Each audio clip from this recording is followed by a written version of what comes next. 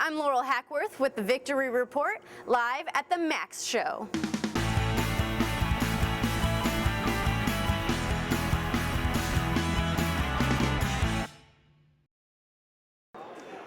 Hey collectors, Laurel Hackworth here at the 24th Annual Max Show here in Monroeville, Pennsylvania, just outside of Pittsburgh. We're here on Dealer Setup Day. Let's see what they have to offer.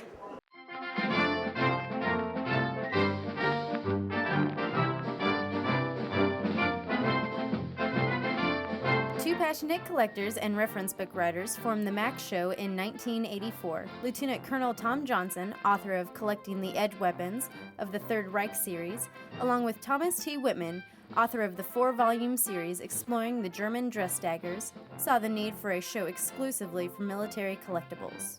We had found in the past that there weren't any militaria shows per se, and Tom and I are collectors going back to the 60s, mostly in German edge weapons, and normally these kinds of things would be found somewhere near the men's room in a gun show. Militaria was it was not high on the social calendar in those days, but little by little it began to form into little clubs and groups, and before long every gun show had a small group of militaria collectors, and it was our idea, sitting in a lunch booth in a gun show back in 1984, I guess, right, Tom? 84, that's correct. The two of us and Jack Staley. And Jack Staley, who was our partner originally, and we thought, wow, maybe the hobby has come to the point where we could actually have a show. Having been hosted by 4 different cities across the nation over the last 24 years, the Max Show boasts over 1,500 vendors and international crowds. Held the first Friday and Saturday of October every year, attendees to this event will find exhibitors and dealers showcasing memorabilia from the American Civil War to Vietnam. Japanese swords, German-edged weapons, and World War I and II artifacts are just an example of what you might find. Not only do visitors have the opportunity to buy, sell, or trade military memorabilia, they also get to view extraordinary collections. Exhibitors at the Max Show display some of the finest relics and artifacts from around the world. This is a helmet that would have been worn, very typical helmet worn by bomber crews in World War II. Except this one, the guy that owned it painted it. He painted it as a souvenir helmet. On the front you can see it says "Ain't She Sweet," which I believe is the nose art that was on the aircraft. Underneath here you can see it says 50 missions. I think he did that to commemorate his 50 mission tour based in England and flying over Germany. You can see here he was a member of the 303rd Heavy Bomb Group, which was nicknamed the Hells Angels.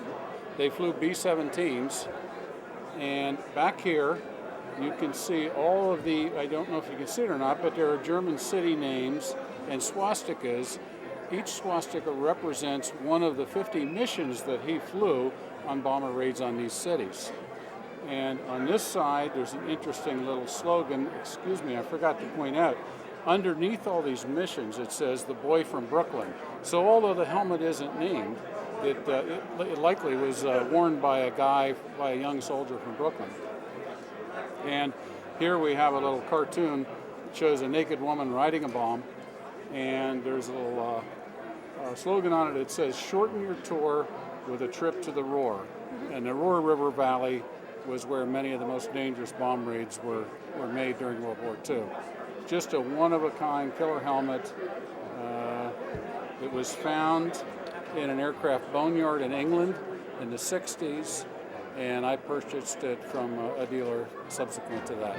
Visitors to the show who make a purchase receive a money-back guarantee for the duration of the show and a lifetime money-back guarantee from vendors holding a Max Charter membership. Be right here. This is the best show there is really around.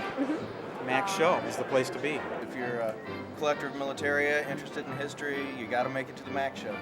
We think the future is extremely bright for the Max Show. Well, there you have it, folks. Another great Max Show in the dust. Be sure to stay up to date with themaxshow.com for dates and times for next year's show in Monroeville, Pennsylvania. That's all the time we have for now. Stay tuned to victorymilitaria.com for more victory reports.